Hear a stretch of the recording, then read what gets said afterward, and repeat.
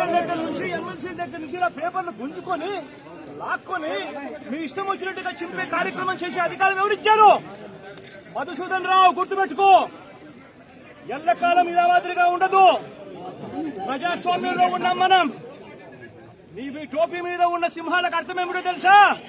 అధికారంలో ఉన్న వాళ్ళకు సెల్యూట్ కొట్టడం కాదు, ప్రజాస్వామ్యాన్ని కాపాడడం కోసం మీరున్నారు. గుర్తుపెట్టుకోండి.